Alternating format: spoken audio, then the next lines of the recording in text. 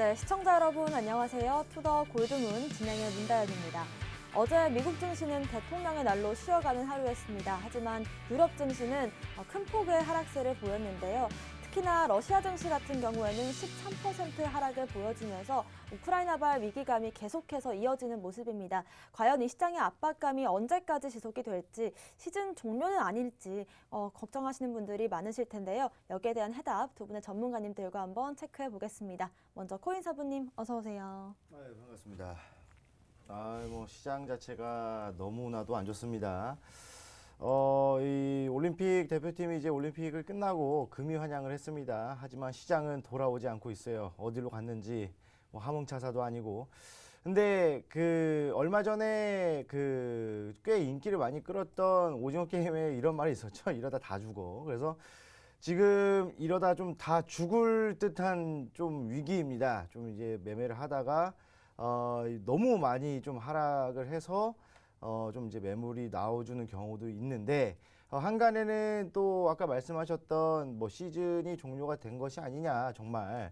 아니면은 또 이제 반감기 때문에 쭉 하락을 하다가 또 3년을 기다려야 되는 거 아니냐, 이런 이야기가 있습니다. 하지만 오늘 방송을 통해서 어느 정도는 좀 올라올 것이다라는 이야기를 좀 해드릴 거고, 그다음에 언제 올라올지 어느 정도 좀 예상하는 폭 이런 것들을 좀 말씀을 드릴 테니까 오늘 방송도 끝까지 시청해 주시기 바라겠습니다. 네, 정말 이 오징어 게임의 명대사가 생각나는 요즘 시장이 아닌가 싶은데요. 과연 이 시장이 언제까지 지속될지 잠시 뒤에 체크해 보도록 하겠습니다. 코인 한수님 모셔볼게요. 어서 오세요. 네, 반갑습니다.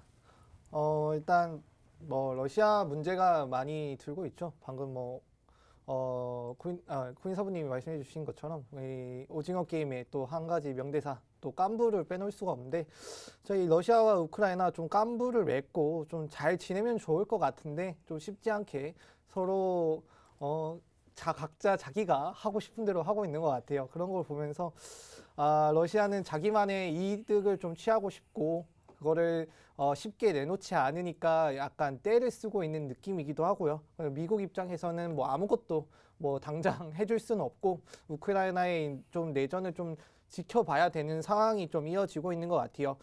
제가 누누이 말씀드렸다시피 이런 지정학적 위치, 그러니까 계속 누누이 좀 말씀을 드린 것 같아 좀 지루하실 수도 있는데, 예전에 많은 사례들 포함해서 제가 조사한 것만으로 하도 4차례, 5차례가 되거든요. 그랬던 우크라이나 이라크 전쟁 포함해서 그런 등등 했던 것들 모두 웬만한 것들이 그 당시에 그 기간 동안 뉴스가 나오고 분쟁이 나오는 동안 많은 하락이 있었다라는 걸 좀 아시면, 그 이후에 그 하락은 언제 그랬냐는 듯이 다시 올라가는 상황이 다 많이 연출이 됐기 때문에, 이번 시장도 잠깐의 힘듦을 좀 이겨내신다라면 곧 다시 좋은 모습을 예측할 수 있지 않을까, 볼 수 있지 않을까 좀 생각을 하고 있습니다. 네, 오프닝에 오징어 게임 얘기를 좀 많이 하게 되는데요. 우리가 오징어 게임 룰을 잘 알고 게임의 규칙을 잘 안다면 시장을 이길 수 있을 것 같습니다. 코인 이슈부터 체크해 볼게요. 코인 이슈 흑과 백, 먼저 악재부터 살펴보겠습니다. 코인 사부님. 예, 오늘 악재도 예전에 또 말씀을 드렸겠지만, 이거를 또 안 꺼낼래야 안 꺼낼 수가 없습니다. 왜냐면은 이거 말고는 딱히 악재가 없다라고 봐도 무방할 정도인데, 이제 지정학적인 리스크죠. 그래서 이제 러시아와 우크라이나, 그래서 또 이제 러시아에서 우크라이나로도 진입을 하라라고 뉴스도 나오고 오늘 아침에 나왔었죠. 그래가지고 나오고 나서 또 하락을 했습니다. 그러니까 기본적으로 계속 하락을 하루에 계속 하고 있어요. 근데 이게 지금 전쟁에 대한 불안감, 러시아가 사실 중국이 이제 채굴을 하고 있다가 중국 당국에서 이제 막 제재를 했죠. 그래서 그 다음으로 옮겨간 게 미국, 그다음에 러시아 이렇게 돼서 이 러시아가 전 세계 채굴량의 한 11% 정도를 차지를 합니다. 그러다 보니까 우크라이나도 마찬가지고요. 그래서 이 전쟁이 일어나면서 이거 시설이 파괴되고 이럴 거 아니에요. 그러면 채굴에 대한, 그다음에 수급에 대한 이 문제가 생길 것이다라는 불안감 때문에 코인들의 가격이 좀 하락을 해주는 부분들이고, 그러다 보니까 이 불안감 자체가 계속적으로 좀 지속이 되고 있어요. 이게 어제 방송이라든지 엊그제 방송 같은 경우에도 그냥 전쟁을 그냥 할 거면 그냥 빨리 하는 게 좋을 것 같아요. 이게 할 거면 그냥 안 하는 게 제일 좋겠지만 이 뭐 그런 거 있잖아요. 그 예전에 학교에서도 선생님들이 이게 앞으로 나와 잘못해서 앞으로 나와 가지고 이제 엉덩이 대려고 때리려고 하는데 안 때리고 막 이러고 있으면은 더 불안하잖아요. 그냥 시원하게 맞으려면 그냥 한 대 맞고 끝나는 게 바로 이제 좋은데 막 이제 때릴 듯 말 듯 이러면은 여러분들 막 더 겁먹고 막 눈 찔끔 감았다가 막 뜨고 막 이러잖아요. 그러니까 지금은 그런 상태예요. 그러다 보니까 이 공포감, 그 다음에 실망 이런 것들이 좀 많이 나오면서 공포 물량이라든지 실망 매물들이 좀 계속적으로 나와주고 있어요. 그러니까 뭐 이런 이슈가 안 좋은 이슈가 나왔다가 아 이거 진짜 전쟁하겠어 21세기에 지금 뭐 일반적인 국가도 아니고 우리가 알고 있는 큰 나라에서 그냥 뭐 하겠어? 라고 했는데 또 그 다음에 또 안 좋은 이슈가 나오고 이거 뭐지 진짜 전쟁 날려나? 근데 또 에이 설마 하겠어? 이러다가 그 다음날 또 보면 또 전쟁에 좀 악화되고 있다는 이슈가 또 나와주면은 여기서 다시 한 번 더 피로감을 느끼는 거죠. 그러다 보니까 이 매수세가 좀 지속적으로 들어오면서 좀 점진적인 상승을 좀 보여줘야 되는데 그러질 못하고 조금 반등이 나왔다가 다시 한 번 더 실망 매물이 한 번 나오고 또 조금 올라갔다가 또 실망 한 번 나오고 막 이렇게 엄청나게 내려가고 있다라는 거예요. 근데 우리가 또 생각해 봤을 때 그런 말 있잖아요. 공포감에 살아. 그래서 뭐 투자의 신 같은 경우에도 이제 일본에서 이제 700만 원으로 우리나라 돈 700만 원으로 1,500억을 만든 사람이 있습니다. 그 사람도 2000년도에 그 리먼 사태 때 엄청나게 주가가 하락을 했을 때 저점에서 그냥 막 엄청나게 주워 담아가지고 1,500억을 만들었는데 그러니까 그런 것들 사례들 또 들어보면 또 지금 사야 되는 거 아닌가? 지금 사야 될 것 같은데 공포감에 사야 되는데 샀다가 또 내일 또 내려박으면 왜 샀지라는 또 이런 생각을 또 하시는 그런 나날들이 지금 현재 거의 2주째 지속이 되고 있단 말이에요. 그러다 보니까 지금 이런 부분에서도 또 실망 매물 또 나오는 거죠. 그러니까 엄청 고점에 사신 사람들은 못 팔아요. 어차피 팔 수도 없습니다. 그러니까 중간에 산 사람들이 계속 샀다 팔았다 하면서 점점 내려가고 결국에는 또 고점에 있던 최고점 말고 고점에 있던 사람들이 더 내려가니까 뉴스에 이런 것도 있더라고요. 뭐 투자금 3억이었는데 어느 순간 보니까 8천만 원밖에 남아있지 않다. 그러니까 마이너스 2억 2천 찍혀 있는 거예요. 그러니까 이거를 완전 이제 나중에 막 5천, 4천만 원까지 갈 것 같으니까 그거라도 건져야겠다라는 심정으로 거의 2억 원대의 손절을 치고 있는 지금 상황이란 말이에요. 그러면 생각을 해보세요. 여러분들 그 많은 돈들이 증발을 하고 있는 와중에 누군가는 또 밑에서 받아가고 있다는 겁니다. 그렇다고 했을 때 그렇다고 해서 우리가 적극적으로 지금 이제 공포감에 사고 떨어지는 칼날을 잡았다가 또 손에 비고 막 이런 게 아니라 지금은 좀 관망을 해야 될 때고 만약에 물려 계시다라고 한다면 지금 추가 매수하는 이런 거 하지 마세요. 그냥 두세요. 그냥 두시고 관망을 하면서 분명 이 시장은 다시 안정화될 거고 지지 받아줄 거고 반등이 나올 겁니다. 그러면 그때 매매를 하시는 게 가장 안정적인 방법이다라고 말씀을 드리겠습니다. 네, 이 지금의 전쟁 공포감이 진짜 전쟁보다 더 큰 악재가 될 수 있다는 점 적절한 비유 통해서 예시를 들어주셨는데요. 공포에 살아, 바이 더 딥 이런 말도 있지만 지금 당장 좀 공포감을 사시기보다는 이런 상황들이 좀 잠재워진 뒤에 매매를 고려하시는 것도 좋은 전략이 될 것 같습니다. 코인 한수님의 오늘의 악재 살펴볼게요. 일단 악재 같은 경우도 사실 여러분들이 많이 아시는 내용일 거예요. 지금 전체적인 시장으로 봤을 때, 글로벌 시장으로 봤을 때, 모두 다 지금 푸틴의 이 말 한마디 한마디에 이 이목이 집중이 되고, 그거에 따라서 시장이 움직이는 모습을 보일 수 있을 거라고 좀 보고 있습니다. 자, 그래서 제가 푸틴이 어떤 얘기를 했고, 그리고 그 내용에는 또 숨은 그 이야기에는 어떤 것이 있나 좀 설명을 해 드리려고 합니다.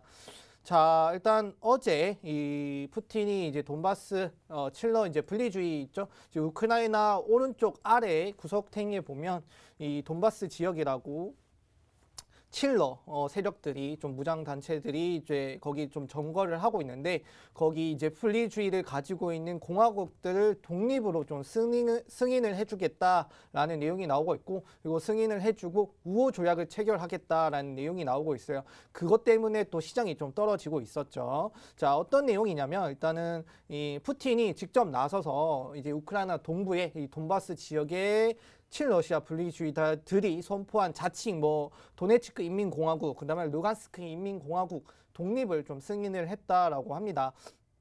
그래서 이 방송을 통해서 나는 이것을 승인을 하고 쟤들을 공화국으로 인정을 하고 그 다음에 우리는 쟤들을 지켜줄 필요가 있다. 그래서 우호 조약을 체결을 했다라고 합니다. 자, 여기에 좀 숨은 내용을 좀 보실 필요가 있는데 예전에 이런 지금 이제 친러시아 분리주의자들이 지금에만 있는 것이 아니에요. 예전부터 올해 좀 몇 년간 오랫도록 지속이 되면서 있었던 일인데 그게 이번에서야 더 크게 커진 내용이라고 보시면 되죠. 어떤 내용이냐면 예전에 이제 민스크 협정이라는 게 있었습니다. 그때는 뭐 우크라이나, 러시아 그리고 방금 제가 말씀드린 뭐 도네츠크 인민공화국, 그다음 루간스크 인민공화국 등등 이 네 개의 이 협의단이 모여가지고 이 민스크라는 곳에서 우리가 이거 향후 어떻게 할지 좀 조약을 나눴는데 그때 이제 얘기가 나왔던 게 러시아는 걔들의 우린 건드리지 않겠어. 너희 우크라이나가 이 도네츠크랑 그다음 루간스크의 이 공화국을 어떻게 하든 우리는 좀 건들지 않고 평화적으로 조약을 맺겠어라는 내용이 있었는데 그 조약이 맺고 난 이후에도 여전히 분쟁은 계속 지속이 됐어요. 우크라이나 입장에서도 어떻게 할 수가 없었던 것들이었는데 이번에 이제 우크라이나와 러시아의 사이가 나빠지면서 러시아가 그 약간 균열 같은 느낌이죠. 이 균열을 조금 비집고 들어가는 모습이라고 생각을 하시면 될 것 같아요. 어차피 친러주의자들이니까 지금 내가 맺었던 조약을 스스로 깬 겁니다. 러시아 입장에서는. 러시아는 민스크 협약 조약을 러시아도 승인을 하고 맺었던 걸 스스로 깨면서 쟤들 인민공화국을 승인을 하고 독립을 승인을 하고 내가 무력을 할 수 있도록 도와주겠다라는 내용이죠. 그러니까 이제 많은 뭐 UN 포함 뭐 여러 유럽 국가, 미국으로부터 이거는 협정을 일방적으로 깨고 그러니까 대단히 좀 나쁜 일이다. 이거는 어떻게 지역 분쟁 혹은 글로벌적으로 이제 신뢰가 깨지는 내용이다라는 우려가 많이 나오고 있고 비판을 하고 있는 상황이라고 생각을 하시면 될 것 같아요. 자, 여기서 좀 문제가 되는 게 뭐냐면 러시아가 이제 여기 도네츠크인이나 루간스크죠. 여기 이 동부 돈바스 지역을 이제 무력으로 개입을 하게 되면 우크라이나 땅으로 러시아 군대가 들어와서 이제 우크라이나를 바라보고 뭐 이런 병력들이 배치가 되는 거죠. 그래서 그 부분의 입장에서는 또 우크라이나가 또 위협을 느낄 수가 있고요. 그리고 예전에 이 일이 터지기 전에 뭐 미사일을 쐈다 안 쐈다 이런 얘기로부터 또 하락하는 거 볼 수 있었을 거예요. 사실 그 내용이 뭐냐면 이런 돈바스 지역에 그 러시아군이 이렇게 자유롭게 돌아다니고 있었어요.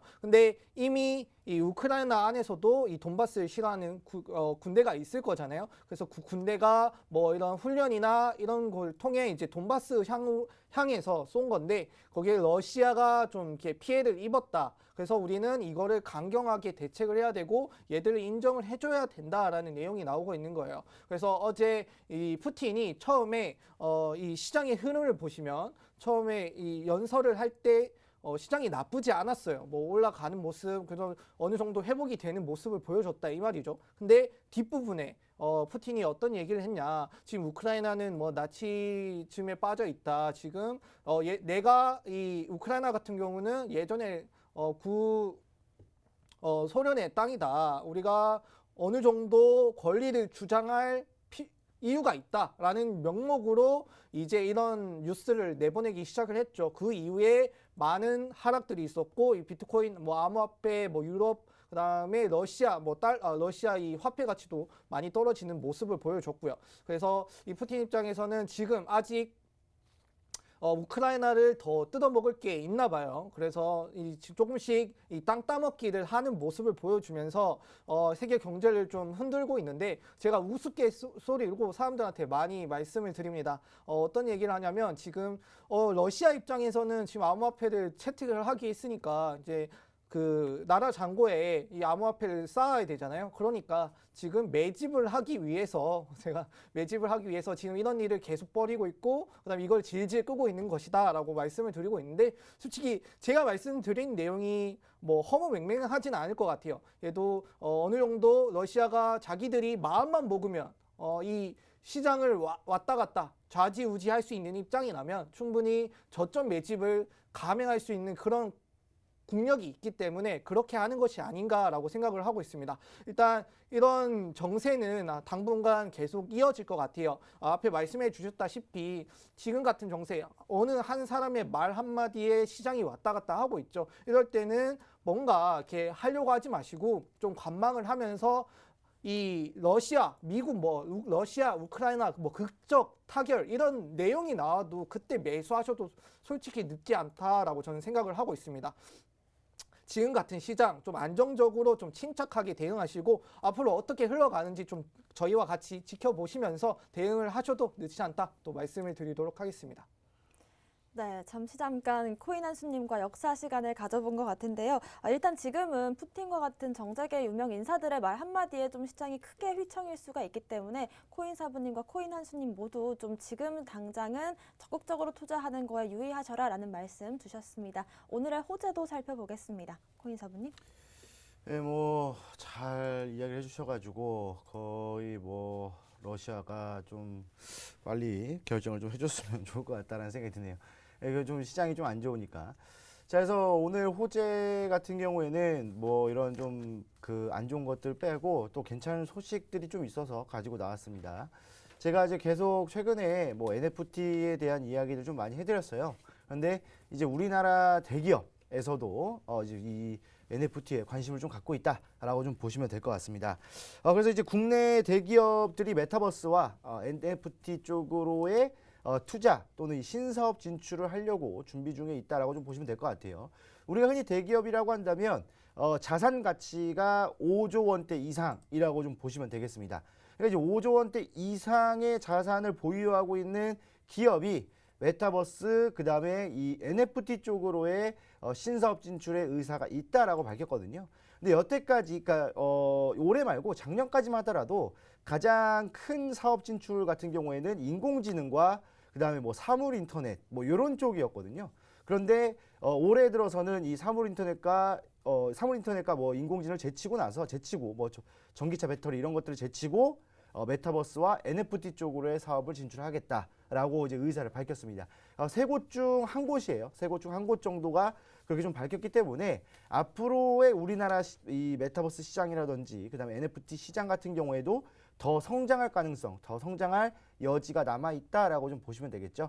얼마 전에도 이 마이크로소프트라든지 아니면은 뭐 다른 이제 대기업에서도 메타버스 또는 NFT 쪽으로의 신사업 진출을 가속화하고 있는 것들을 본다고 한다면 우리나라도 이 글로벌 이 흐름에 좀 발맞춰서 가지고 있는 것이 아닌가. 그래서 지금 우리나라 NFT 시장은 사실 많이 작은 규모입니다. 그래서 우리나라에서 NFT를 이제 뭐 매매를 한다던가 아니면 이제 메타버스 쪽을 좀 이용을 하신다라고 한다면 대부분 해외 이제 미국 쪽이 좀 많거든요. 그래서 이 미국 쪽 시장을 이용하시는 분들이 굉장히 많아요. 아마 이쪽에서 매매를 하신 분들의 한 90% 정도는 미국에서 매매를 하고 있지 않을까. 그러니까 미국 시장에서 매매를 하고 있지 않을까라는 생각이 듭니다. 제가 예전에 말씀드렸던 뭐 갈라라든지 그런 이 갈라와 관련되어 있는 NFT 같은 경우에도 다 미국과 관련이 있거든요. 그렇기 때문에 우리나라 시장이 굉장히 작아요. 그러면 대기업들이 들어와서 이 시장을 확장시키고 뭔가 이 생태계에다가 이 시장에다가 좀 바람을 불어넣어준다고 한다면 충분히 우리나라 NFT 시장도 상당히 커질 가능성이 있다라고 좀 보시면 되겠습니다. 그래서 지금 뭐 정부라든지 아니면 뭐 기업 리서치 이런 좀 담당하는 곳에서 뭐 이제 조사를 했을 때 지금 우리나라 기업들의 가장 큰 문제점이 뭐냐면 이 신사업으로의 개척을 못하고 있다 또는 안 하고 있다. 이것들이 좀 가장 큰 문제점으로 꼽히고 있거든요. 그런데 이번에 조사를 통해서 뭐 이제 뭐 다른 쪽이 아니라 다른 쪽을 좀 생각해 두었더라도 그걸 좀 접고 메타버스와 NFT 쪽으로의 신사업 개척 이로 나간다고 한다면 그 말 그대로 일자리 창출을 할 수 있다라는 거거든요. 기본적으로 뭐 이미 뭐 회사에서 보유하고 있는 인력들로 대체를 할 수도 있어요. 하지만 이 뭐 NFT라든지 이런 것들은 뭐 이제 개발자도 필요하고 그다음에 이쪽으로 전문적인 전문 지식을 갖고 있는 분들이 좀 필요하기 때문에 아무래도 이런 쪽으로 신사업을 진출한다고 한다면 충분한 일자리 창출을 만들어낼 수 있다라고 저는 생각을 하거든요. 그럼 일자리 창출을 만들어낸다라는 것은 결국에는 많은 사람들이 월급을 받는다는 거고 그 말은 이 시장의 통화량이 증가한다는 거거든요. 그러면 우리가 지금 현재 국민하고 있는 뭐 소비자 물가지수 상승이라든지 그다음에 금리 인상 이런 것들이 다시 완화될 가능성이 크다. 그러니까 결국에는 제가 뭐 예전에 한두 달 전에 NFT가 미래다라고 좀 말씀을 드렸거든요. 근데 이 NFT가 결국에는 이 우리나라 일자리 창출뿐만 아니라 해외에서도 일자리 창출을 하겠죠. 그리고 뭐 이제 뭐 이런저런 얘기를 또 들어본다면 또 코인과 관련은 없는 얘기지만 뭐 어떤 아버지가 뭐 딸의 불치병을 뭐 낫게 하기 위해서 뭐 한 2주인가 3주인가 4주 동안 뭐 60여 개 또는 80여 개 정도의 논문을 읽어가지고 그 치료제를 만들었다고 하더라고요. 그러니까 그 치료제를 만드는데 근데 그 아버지는 뭐 자격증 이런 게 없는 사람인데 제약회사에서 이분을 스카우트해 갔다고 합니다. 그러니까 그런 거랑 지금 딱 맞다고 생각을 해요. 지금 코인이라든지 뭐 이런 NFT 시장에 뭐 전문 자격증 뭐 이런 건 없지만 정말 이쪽으로 파고들고 정말 전문 지식이라든지 정말 비상한 사람들이 너무나도 많습니다. 그러니까 그런 사람들이 또 기업의 뭐 특채로 또 고용이 되고 또 엄청난 고용 창출이 이루어진다고 한다면 제가 봤을 때는 우리나라 NFT 시장 지금 뭐 글로벌 NFT 시장과 맞먹을 정도의 성장을 할 수 있지 않을까. 물론 이제 엄청난 큰 성장을 해놓은 시장에서 뭐 2% 3% 올라가는 거는 굉장히 힘들지만 사실 우리나라 NFT 시장에서 뭐 10% 20% 성장은 정말 눈 깜짝할 사이에 일어날 수 있는 그런 가능성이 있거든요. 그렇기 때문에 이제는 뭐 NFT에 관심이 많고 또 메타버스 이런 쪽에 관심이 많은 분들 같은 경우에도 해외 시장이 아니라 이제는 우리나라 시장으로 좀 눈을 돌릴 때가 아닌가. 그렇다고 한다면 NFT 시장에 또 뭐 코인이 생성이 되고 또 이제 만들어진다고 했을 때 다시 한 번 더 우리나라 거래소에 상장이 된다라고 한다면 다시 한 번 더 이 얼어붙은 투심을 녹일 수 있는 그런 호재가 아닐까라고 말씀을 드리겠습니다. 네, 불과 몇 년 전까지만 하더라도 IoT나 AI가 붐이었다면 이제는 정말 메타버스가 국내외적으로 거스를 수 없는 흐름이 된 것 같습니다. 특히나 이 기업들의 투자 규모나 일자리 창출 여부 이런 것들을 고려해 봤을 때 메타버스 NFT 시장이 커질 수밖에 없는 구조를 잘 짚어주신 것 같습니다. 코인 한수님의 호재 살펴볼게요. 일단 뭐 호재 같은 경우도 일단은 여러 뉴스들은 여전히 계속 나오고 있고요. 어제는 아까 말씀해 주신 것처럼 뭐 NFT 포함해서 여러 이제 디파이 등등 이런 뉴스들은 지속적으로 나오고 있어요. 하지만 여기서 문제가 되는 점은 이런 뉴스들이 현재 이 가격에 조금 반영이 안 되고 있다라는 게 조금 아쉬울 따름인 거죠. 이런 큰 악재 하나가 여러 가지 좋은 호재들 다 집어삼키고도 남을 만큼 그런 영향력을 주고 있다라는 게 조금 좀 가끔은 좀 속상할 때가 있더라고요. 일단은 그런 속상이 있어도 일단은 어떤 이슈가 있고 앞으로 시장은 어떻게 발전하는지 좀 지켜볼 필요가 있으니까 그 부분에 대해 좀 말씀을 드릴게요. 어제 제가 알기로는 이 워렌 버핏 관련해서 이렇게 내용이 잠깐 나왔던 걸로 알고 있습니다. 그래서 이 워렌 버핏이 처음에는 이 암호화폐를 조금 좀 비관적으로 그냥 회의적으로 좀 그렇게 방향성을 바라봤었는데 이제 이 스탠스를 조금 바꿔서 최근에 이제 누뱅크라는 곳에 투자를 하면서 이제 시장 전문가들은 이제 워렌 버핏 신용 부분에서 이제 핀테크 시장으로 투자 방향을 좀 바꿨다. 어쩔 수 없이 이 트렌드에 맞춰서 좀 바꾼 것이 아닌가라는 얘기를 좀 나오고 있어요. 어떤 내용이었냐면 이제 버크셔 해서웨이가 가지고 있는 이제 결제 대기업이죠. 비자 그리고 마스터카드를 일정 지분을 빼서 이걸 누뱅크에 좀 투자를 했다라고 합니다. 자, 이 누뱅크라고 하면은 일단은 브라질에서 시작된 이제 인터넷 은행이라고 생각을 하시면 돼요. 뭐 쉽게 뭐 계좌를 개설하고 편리하게 좀 금융 서비스를 이용할 수 있는 금융 접근성이 좀 낮은 편에 속해서 남미 시장에서는 빠르게 이용자 수를 늘려가면서 좀 크게 커지고 있는 기업이라고 생각을 하시면 될 것 같아요. 그래서 최근에는 이제 누뱅크가 비트코인 상장 지수 펀드죠. ETF를 제공하는 이제 좀 비트코인 좀 친화 기업으로 좀 손꼽히는데 거기에 이제 이 워렌 버핏이 투자를 했다라는 게 크게 좀 작용을 했던 것 같아요. 뭐 누뱅크에 투자한 거는 뭐 작년부터 투자를 진행이 됐고 그 이후에 그 외에 뭐 워렌 버핏 말고 뭐 소프트뱅크, 뭐 중국, 그다음에 뭐 헤지 펀드, 글로벌 헤지 펀드 등등 여러 기업들이 이제 누뱅크에 좀 투자를 하면서 이 남미 쪽에 좀 가능성이 있다라고 얘기를 한 것 같은데 일단 뭐 워렌 버핏은 이제 비트코인은 뭐 해약은 뭐 쥐약 수준이다라는 뭐 평가도 했었고요. 그다음에 이제 코로나 확산 이후에 전통 은행에 대한 접근성이 조금 장벽이 높아졌고, 그다음 핀테크는 이제 60대 이상의 고령층까지 좀 디지털 금융에 적용시키면서 실현 가능하고 더 나은 옵션이라는 점을 좀 받아들이면서 또 투자를 했다라고 합니다. 자, 일단은 이 암호화폐, 일단 뭐 워런 버핏의 이런 좀 투자를 했다라는 내용도 중요한데 요것이 가지는 의미도 조금 중요할 것 같아요. 일단은 이 암호화폐가 쉽게 움직이지 않는 대형 투자자를 끌어들일 만큼 좀 유의미한 투자 옵션을 가지고 있다. 그런 내포를 하고 있다라고 또 생각을 해보실 수 있을 것 같아요. 어떤 은행에서는 이 비트코인 투자 상품이 이제 주류화가 됐다. 암호화폐는 이제 투자 은행에 좀 유의미한 수익원이 될 수 있다. 그럴 가능성이 크다라고 내다봤고요.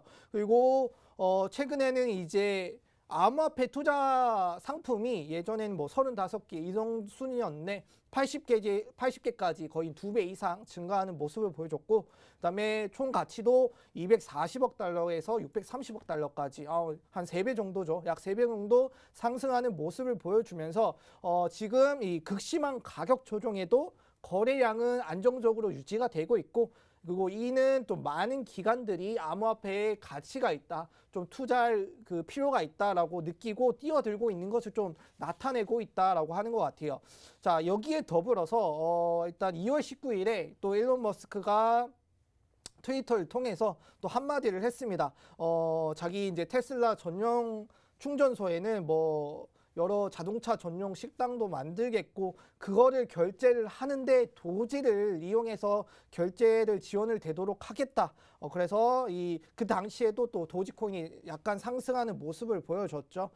일단은 이런 식으로 뭐 원래 일론 머스크야 좀 더 이 암호화폐에 좀 친화적인 입장이라서 이런 뭐 결제 지원 같은 경우는 흔하게 그 전부터 얘기를 많이 했지만 이걸 좀 하겠다라는 직접적인 얘기는 없었었거든요. 이런 어떤 식으로 하겠다, 그것이 좀 내포되는 얘기를 했었고, 그 다음에 우버, 세계 최대 차량 공유 이제 그런 플랫폼을 제공하는 우버에서도 이 우버를 할 때 이 암호화폐를 통해서 결제를 할 수 있도록 우리가 이끌겠다. 아마 이제 미래로 갔을 때는 암호화폐가 가치 저장의 수단으로서 상당히 의미가 있는 내용을 가지고 있기 때문에 이걸 우리가 포기하지 않고 끌고 가겠다.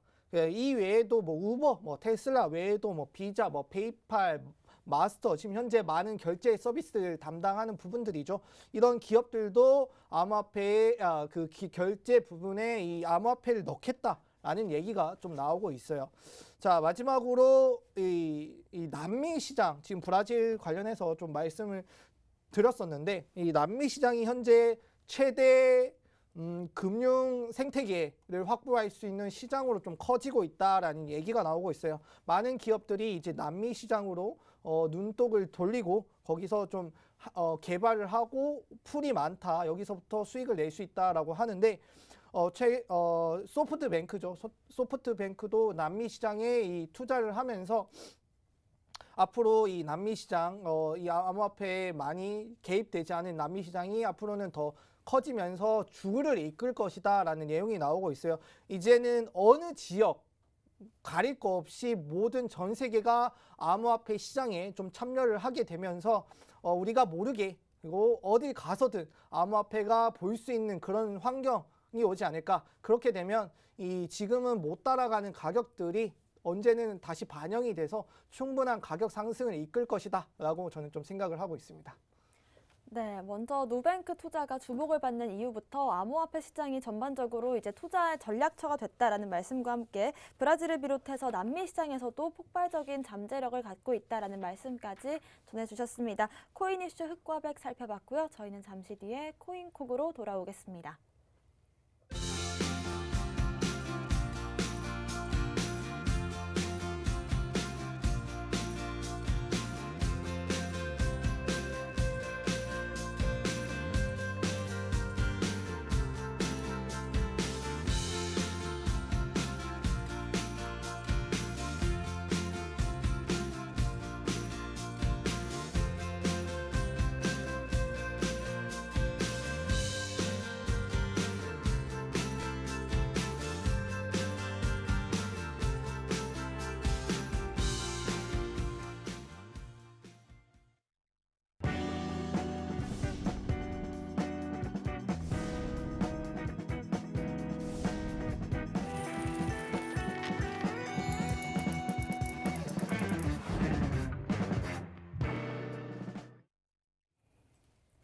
네, 코인콕 특징주 분석 시간입니다. 지금 시간을 기준으로 해서 또 한 번 하락세가 나오고 있는데요. 어떻게 투자 전략 세워보면 좋을지 전문가님들과 함께 짚어보겠습니다. 먼저 특징주부터 살펴볼게요. 코인사부님. 뭐 지금 시장이 또 내려가고 있습니다. 뭐 아침부터 좀 내려가고 있었는데, 그래서 뭐 지금 뭐 올라가는 거 보면은 뭐 한두 개 정도 올라가잖아요. 그렇다고 해서 이거를 특징주로 좀 드리기도 좀 그렇습니다. 왜냐면 이게 또 수급이 몰려가지고 그냥 거품이 낀 다음에 또 고점에서 또 이제 담는 분들이 또 계실 수 있어서 좀 이제 앞으로 좀 괜찮아질 만한 코인을 좀 가지고 나왔는데, 바로 이제 아발란체라는 코인입니다. 뭐 사실 아발란체 너무나도 잘 알고 있죠. 뭐 이더리움의 이제 뭐 대체제로 뭐 솔라나나 뭐 테라랑 이어서 이제 아발란체도 충분히 좀 이제 그런 역할을 수행할 수 있는 코인으로 좀 개발이 됐잖아요. 근데 이 아발란체 뭐 사실 뭐 근본 코인이다, 그다음 뭐 완성형 코인이다, 뭐 이런 말을 하면서 진행을 했을 때 이 아발란체의 이제 2022년도는 이제 확장성에 대한 부분들을 좀 이제 과제로 숙제로 좀 내놓고 있는 상황입니다. 그래서 이 확장성 때문에 이 서브넷 개발을 좀 진행을 하는데, 이 서브넷이라고 해서 좀 뭐 서브 개념 뭐 이런 게 아니라 이 서브넷이 이제 여러 가지가 모여가지고 뭐 그럴싸한 네트워크를 좀 형성을 해요. 그러니까 이게 좀 약한 뭐 네트워크가 아니라 혼자 가지고 있는 독자적인 네트워크가 여러 가지가 모이는 거겠죠. 그래서 뭐 기업이라든지 뭐 다른 데서 막 이렇게 모여가지고 그럴싸한 네트워크를 형성하면서 자기들끼리의 이제 그 뭐 주고받고 이러면서 사실 이 중앙에서의 혼잡함, 그다음에 뭐 트랜잭션 이런 것들을 좀 완화하고 개선하는 방법. 그러니까 더 빠르고 더 값싸게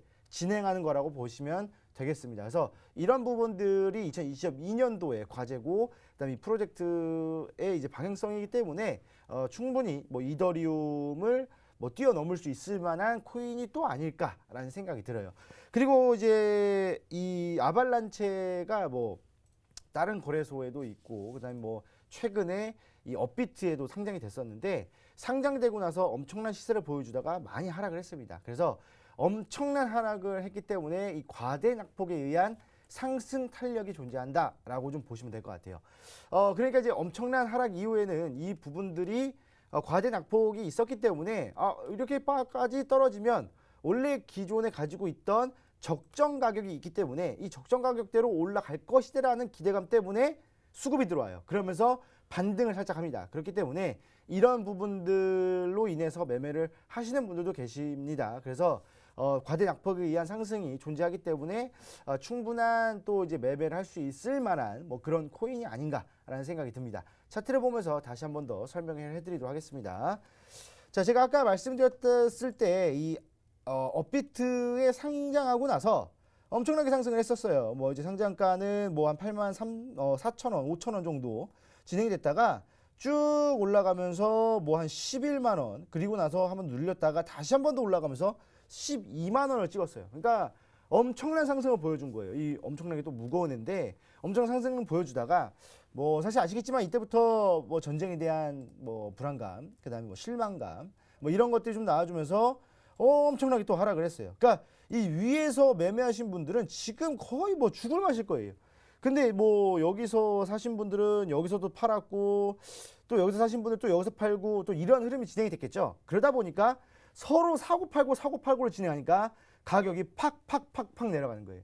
그래서 사실 위쪽에 있는 물량대는 그렇게 많지는 않다라고 좀 생각이 들고요.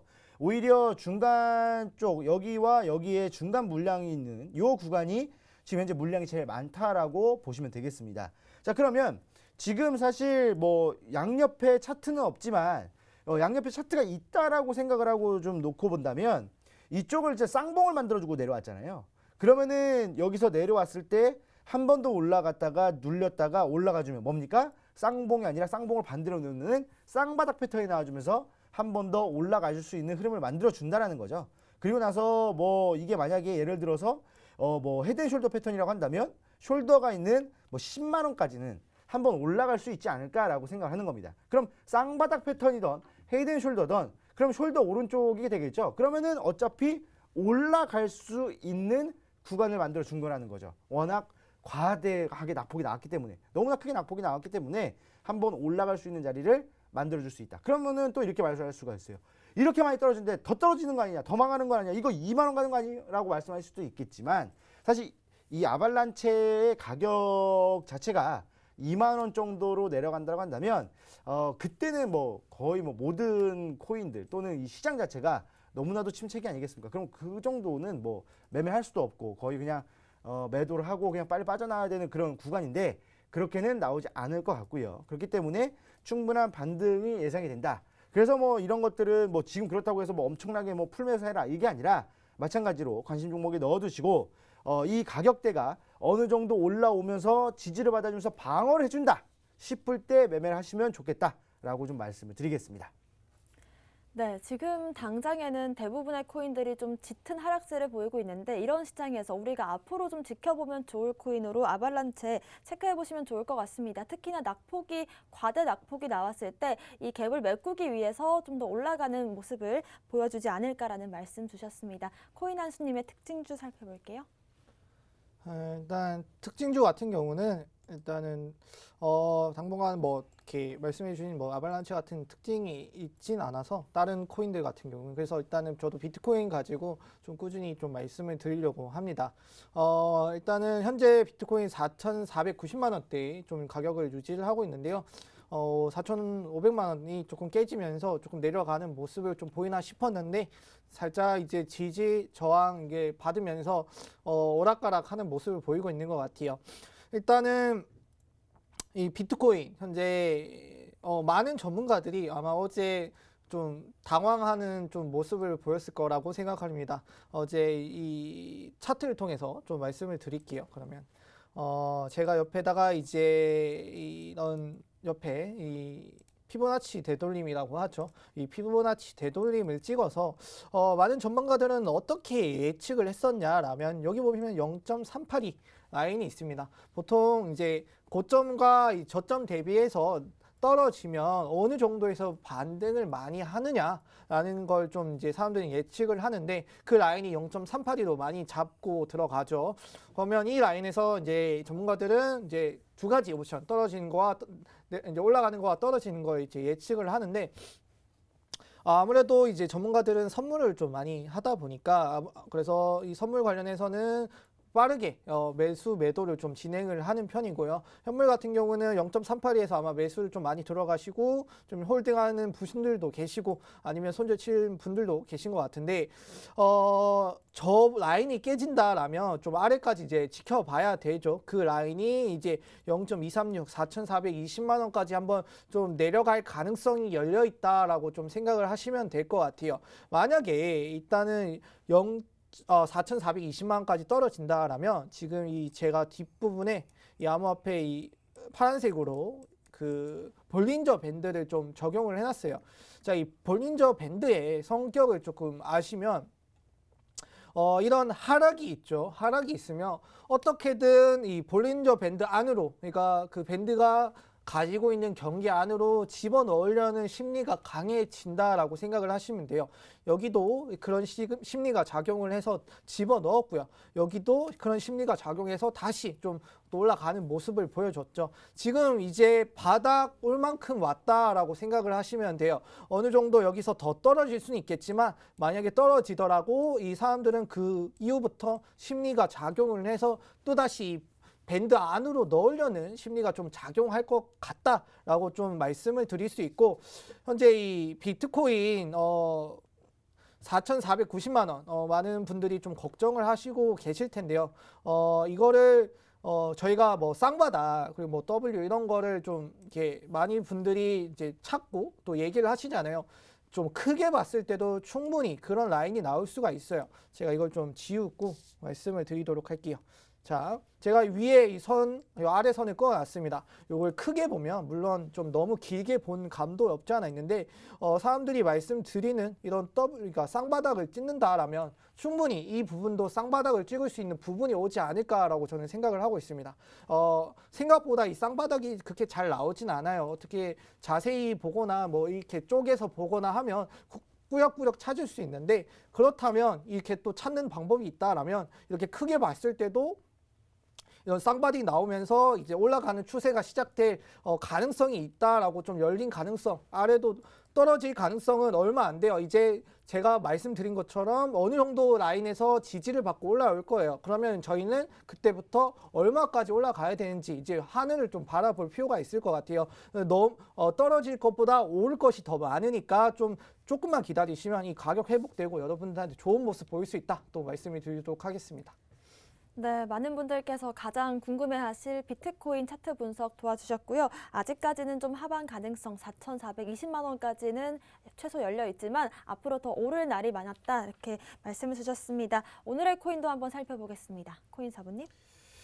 예, 뭐 지금 시장에서 뭐 어떤 것들을 좀 말씀을 드릴까 하다가 뭐 예전에 말씀드렸던 것 중에 그래도 이 정도의 코인이라고 한다면, 이 정도의 이슈를 갖고 있다라고 한다면 충분히 반등이 나올 때 더 큰 반등이 나오지 않을까라고 생각을 해서 파워레저로 가지고 나왔습니다.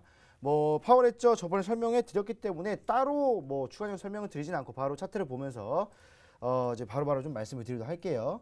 자, 지금 이제 파워레저 같은 경우에는 이게 주봉상의 차트거든요. 주봉상의 차트로 봤을 때 예전에 한번 이 웅덩이가 나왔었습니다. 이 웅덩이가 나왔었는데 쭉 눌리다가 웅덩이가 나오고 나서 여기서 이제 역히든 숄더 패턴 만들어주면서 올라왔거든요.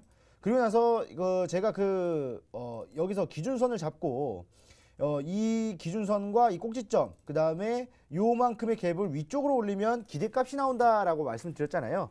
근데 충분히 그 기대값 이상의 흐름이 이쪽에서 한번 나왔었고, 그리고 나서 한 번 더 쭉 내려오는 흐름을 보여줬어요. 그리고 나서 지지라인 때, 여기서 지지라인 때를 잡았는데 이 지지라인 때가 예전에 저항라인 때로 좀 보시면 되겠고요. 그러면은 지금 구간도 다시 한 번 더 이쪽까지는 내려오지 않을까라는 생각이 듭니다. 근데 이 흐름 자체가 기본적으로 우상향을 하고 있는 지금 현재 흐름이어서 충분히 반등이 나온다라고 했을 때 이 지지라인 때 또는 이 이평선을 타고 움직일 가능성, 그리고 지금 현재 뭐 볼린저 밴드도 있긴 한데 이 볼린저 밴드보다도 지금 현 구간에서의 가격 이평선의 흐름을 봤을 때에는 일단은 우상향하고 있는 상황이에요. 그리고 뭐 단기 이평선이야 뭐 데드크로스가 나왔다 하더라도 중장기 이평선들은 아직까지는 뭐 데드크로스가 나오지 않기 때문에 단기적으로만 내려오는 흐름, 그럼 중장기적으로는 충분히 반등할 수 있는 흐름이다라고 생각이 드는 거예요. 그러면은 여기서 웅덩이가 나오고 나서 반등이 나왔다고 했을 때 다시 한 번 더 이쪽에서 여기서 어깨 만들어주고 머리죠.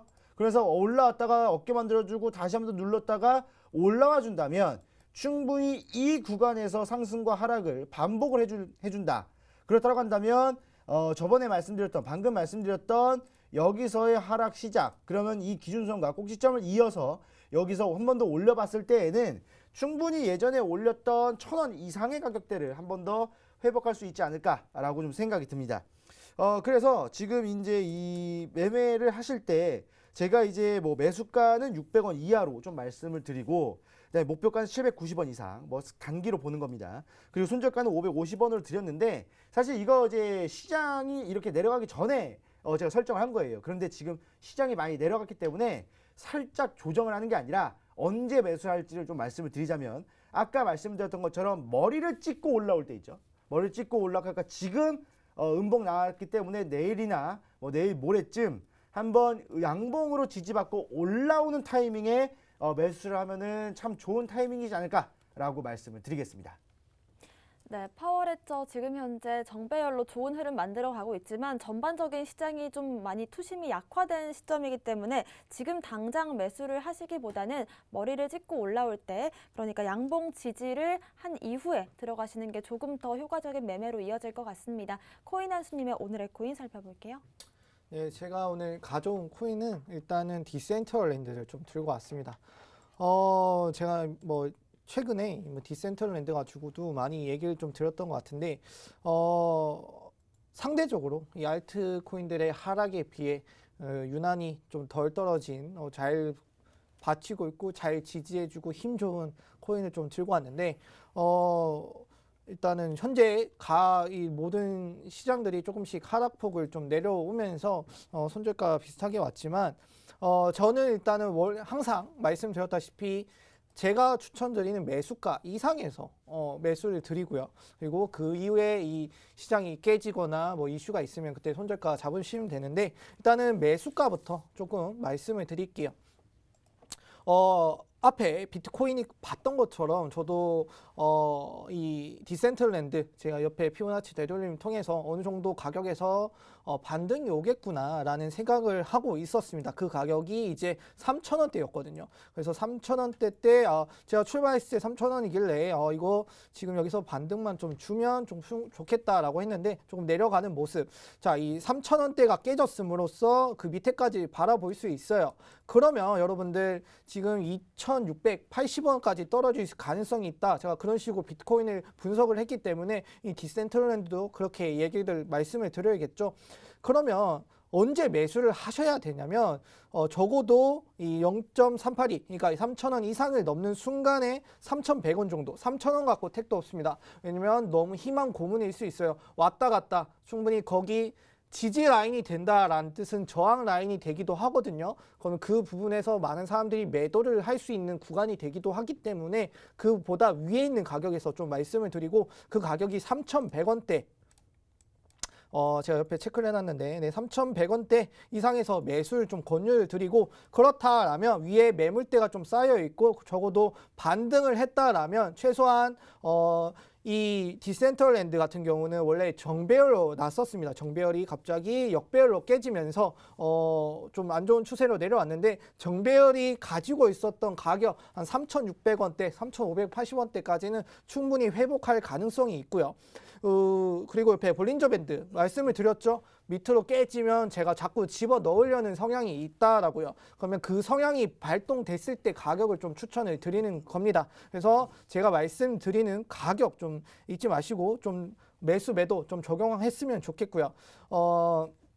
이 디센트럴랜드 같은 경우도 최근에 많은 곽강을 받으면서 많은 이슈가 나오면서 좀 많은 사람들이 좀 매수를 좀 진행을 했는데요.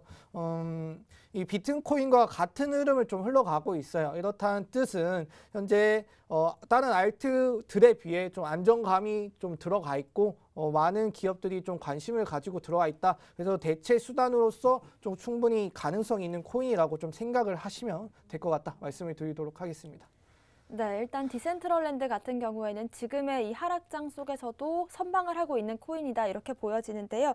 지금 당장 급하게 매수하시기보다는 제시해주신 이 매매 전략 참고하시면서 좀 더 자세한 차트 분석 도와주시면 좋겠습니다. 저희 잠시 뒤에 오후 1시 반부터 좀 더 자세한 차트 분석 이어가도록 하겠습니다. 저희 무료 방송 함께 하실 수 있는 방법 안내해 드리겠습니다.